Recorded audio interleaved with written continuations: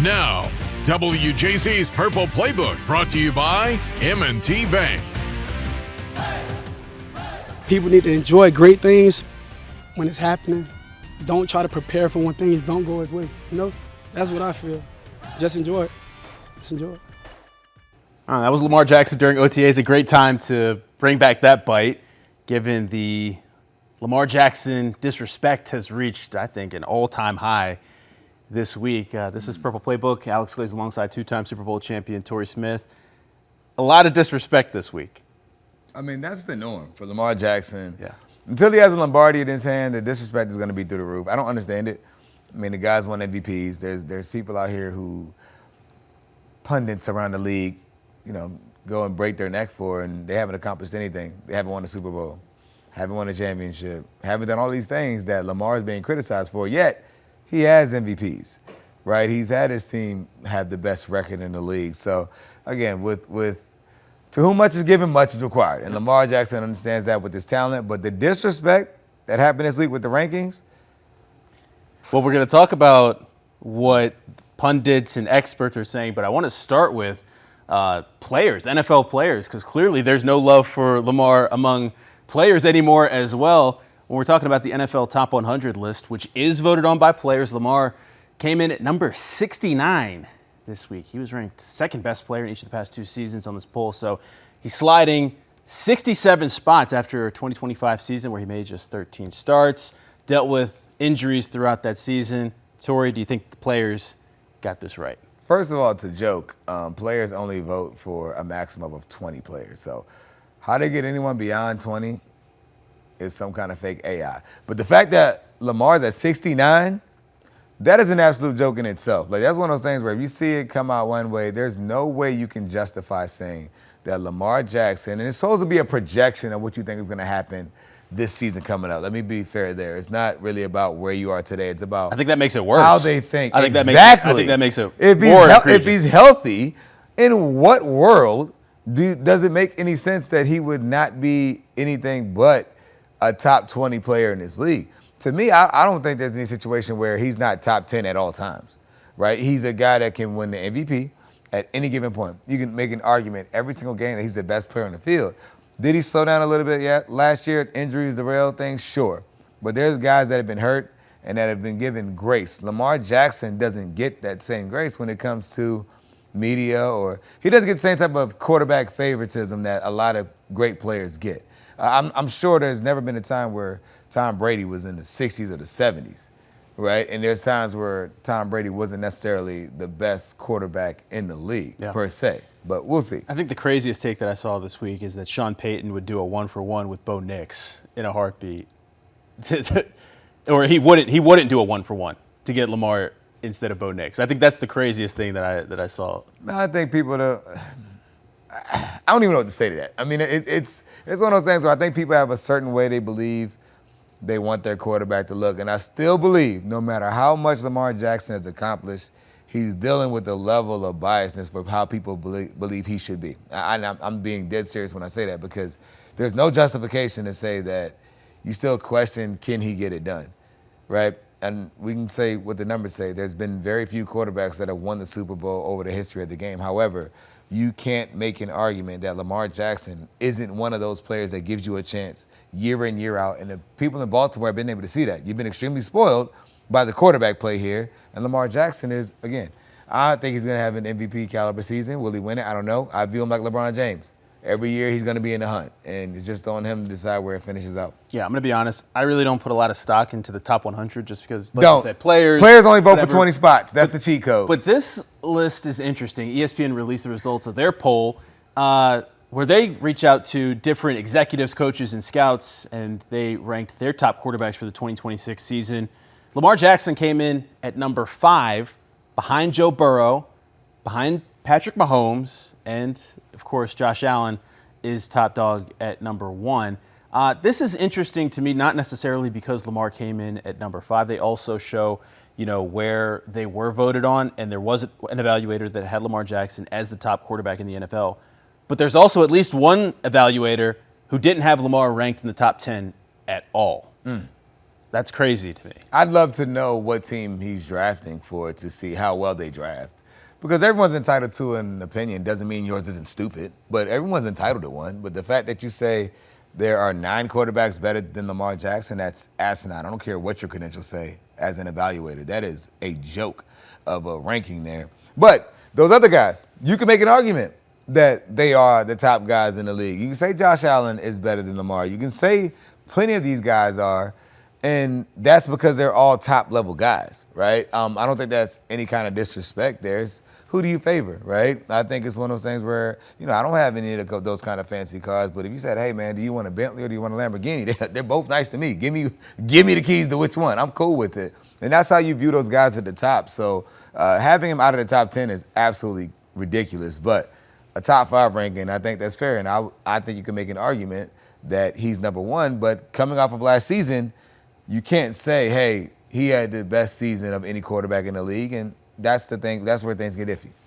I don't want to make this about Josh Allen, but I do want to know what Josh Allen has accomplished, that he is projected to be the top quarterback. Just when I look at that list, I do question Josh Allen.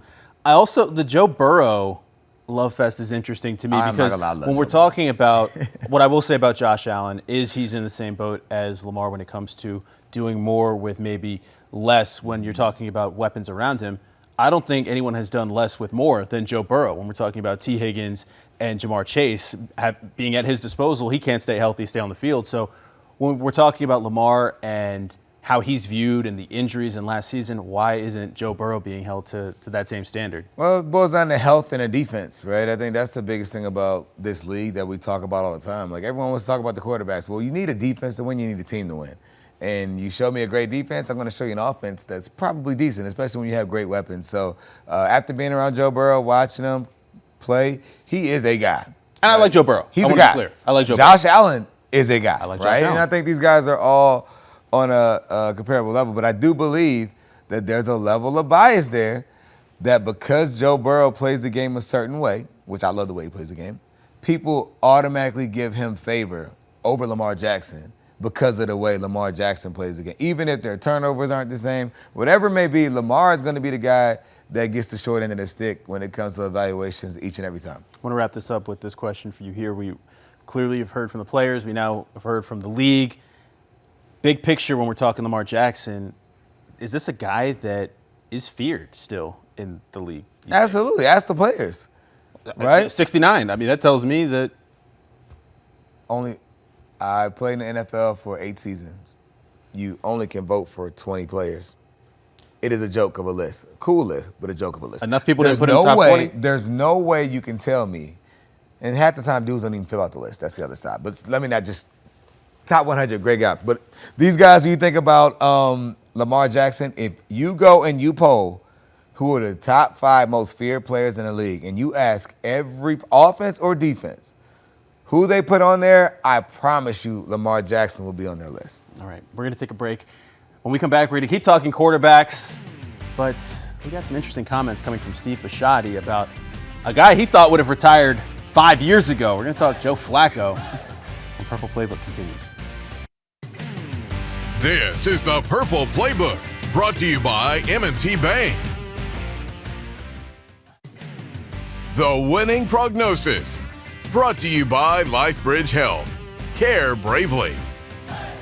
And welcome back to Purple Playbook. This week, Netflix released Season 3 of Quarterback, a docuseries that follows 4 quarterbacks through their respective seasons. Joe Flacco, one of the QBs featured in this season. And we saw an interesting comment, or an interesting conversation, I should say, between Flacco and Ravens owner Steve Bisciotti, where Bisciotti told Flacco that he's going to be in the Ravens Ring of Honor as soon as he retires. Now, I don't think that's a surprise to anyone, but it was funny to hear Bisciotti say he thought that this would have happened 5 years ago. Yeah, I mean, you got to love Joe Flacco because I'm not going to lie. The fact that Joe's still playing, I thought it would have been 5 years ago.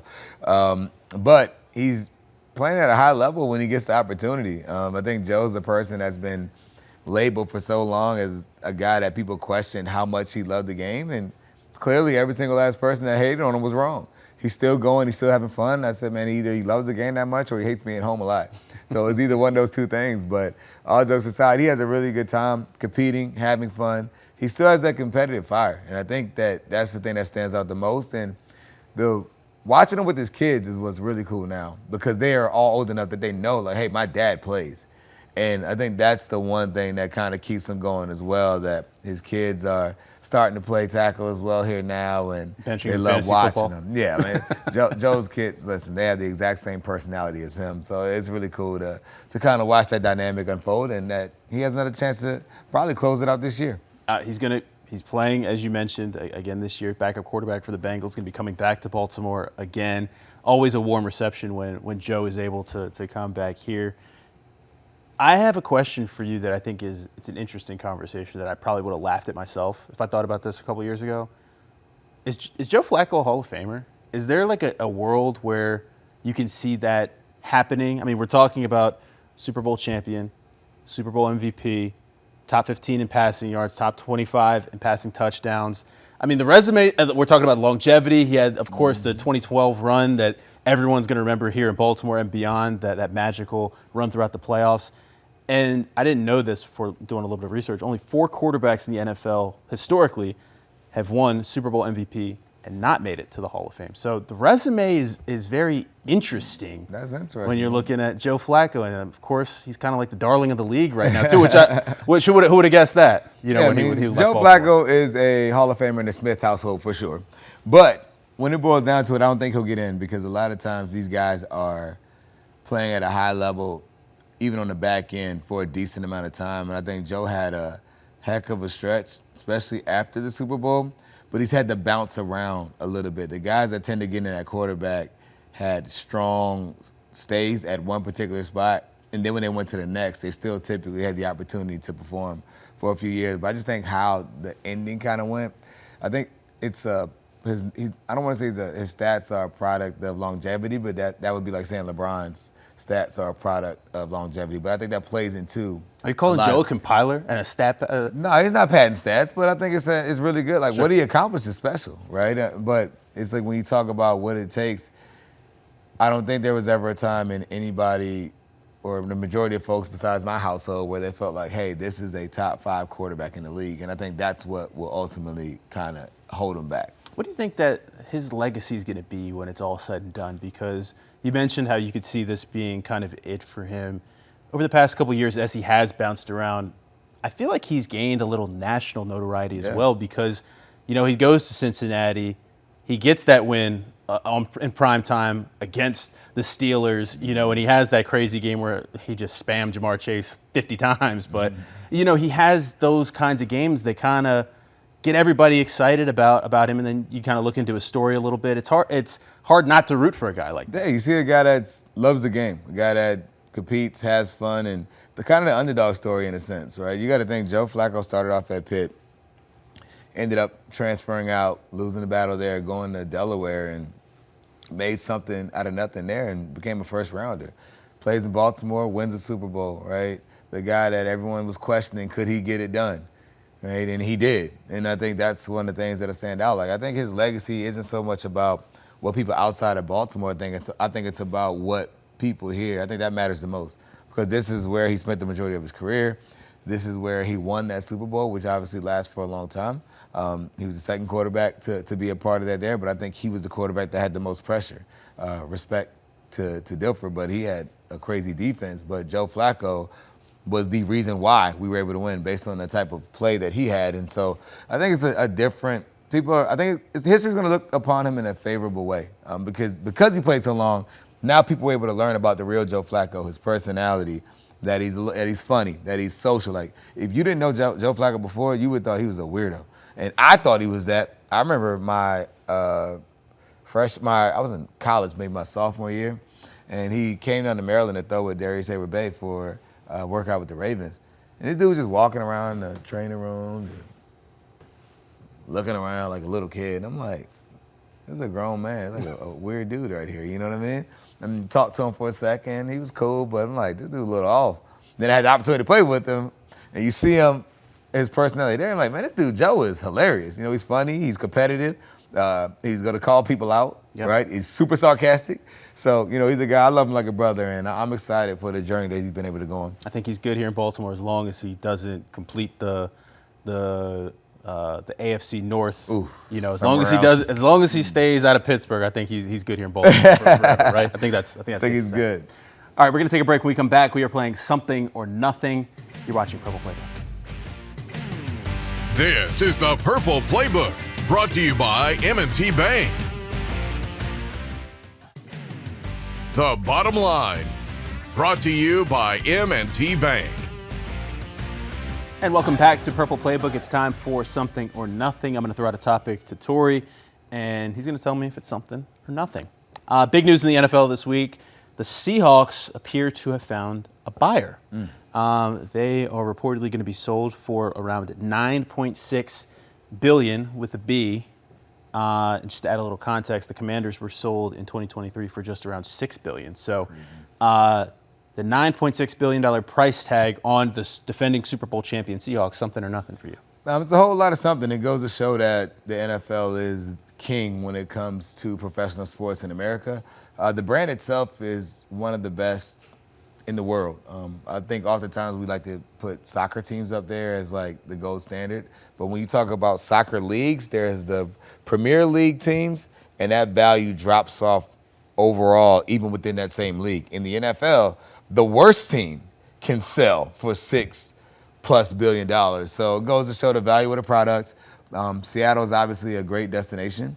But I think it means a lot. I mean, my $5 wasn't good enough to buy the team, but it says a lot about where the game is going and how people value it. It's also interesting when you think of the context, when you bring it back here to Baltimore, Steve Bisciotti speaking earlier in the offseason about how he's not going to do this forever and how he's not going to hand the team off to his family. He's going to sell, within the next, believe he said 10 years or so. So, I mean, that $9.6 billion for the defending champ Seahawks, I would think 10. That's probably, sounds about right. In 10 years, that's going to be over $10 billion. Maybe Bisciotti, maybe he'll let us, we get like $500, we can get it. I'll get in. Yeah, get a little piece. Let's put a group together. We can go ahead and get in on that. But when that time I'll comes, let you spearhead that. This will be conversation. a very valuable franchise. They've been able to build it up. You have stability here. You have the opportunity to win. You have a great front office. Like, the stability of the Ravens is what matters the most. All of these franchises are valuable, but the stability here is what really makes it. And the location, right? The media markets that exist here. I mean, it's a great place for an owner to benefit. Yep. All right, and I don't know if you enjoyed the World Cup the way that I did, but they just wrapped things up, or they're wrapping things up this weekend, I should say. An interesting note, as they went around to all these different NFL stadiums, they weren't originally going to come unless they were able to put natural surfaces down. And, of course, they did do that. But now as these games are rolling out of town in a lot of cities across the country, those artificial surfaces are coming on back. Is that something or nothing? Because I'm looking at this. Players obviously want the natural surfaces. Mm-hmm. Fans want it because that keeps the players out there. There's science that backs the health aspect of this. But clearly the owners feel differently. It's all about money. Okay. At the end of the day, it's all about money. Should players have the opportunity to play on grass? Yes. Do owners and teams have the ability to go the extra mile to make sure their grass surface is safe? Yes. However, you have places like Pittsburgh that have a terrible grass field because of how the conditions were, and it doesn't matter until the money comes into play, right? FIFA in Atlanta, they had special light bulbs that simulated sunlight so that they could keep the grass healthy. That's what indoors as a player, right? I'm not in their shoes, but as a player, you have to think, man, this is so disrespectful. They're able to do it for. I've been in San Francisco where the grass was beautiful there, but the grass was terrible at one point where the field shifting, moving up because they had so many different events. But when that soccer team came in, it might have been the best grass field I've ever seen in my life. So it's like, when it comes to business and the money talks, you can get it done. But they just do so many events throughout the year that's the reason why I don't think they'll ever consistently go grass. Is that something you think when we're talking like CBA, negotiation time, that's something CBA that won't get a deal done, right? Those guys are going to say, hey, it's easier. You think that's a non-starter for owners? I believe the owners know that these players have a shelf life and that, healthy or not, you're going to be fine most of the time when you play on turf. However, It's just the cost of doing business when you lose a few guys, and they can have your football game today, and they can have Beyonce in your stadium tomorrow. Like, that's just not going to change the amount of money they're able to make off of these events because they typically get money from the stadium, right? Most team owners are a part of that ownership group at the stadium. So I think the money's just way too much for them to commit to straight grass. We got grass here in Baltimore, and we do the concerts here too. So yeah, I mean, it's possible, but it's possible when people care. Okay, but we'll leave it at that. All right, we're going to take a break and wrap up the show. When we come back, you're watching Purple Playbook. This is the Purple Playbook, brought to you by M&T Bank. Now, WJC's Purple Playbook, brought to you by M&T Bank. And welcome back to Purple Playbook as we wrap up the show. Tory, got to ask you about your new podcast. You know, you do so much in all facets of this thing, but you're opening up a new podcast, Next Level. Just what is that about, and what are you looking to start? Yeah, we deal with so many different student athletes that I thought it was important to talk about that journey from recruiting to also the transition. The transition for athletes happens from the game's going to end at one day. It's going to either end at the high school, it's going to end at the college, and if you're lucky, it'll end after the pros. And I thought when I'm on Instagram and social media, I can see how to get better as a player, but I don't see people telling stories about how they transitioned away from the game to be successful in other areas. So as a way we had those conversations with the kids in Level 82, but I thought it was important to expand that conversation to the millions of other student athletes around. And I'm excited about, interviewing people who transition, and so people can listen and learn from them. Yeah, really cool conversations, and there's always someone out there. You never think about the impact that you can have with those kinds of things, but someone's always listening, paying attention, and going to mirror what you do. So yeah, it only takes one person. Yeah, absolutely. All right, well, that's going to do it for this week's Purple Playbook for two-time Super Bowl champion Tory Smith. I'm Alex Glaze. We do this show every week. Next week, we're getting ready for training camp. See you then.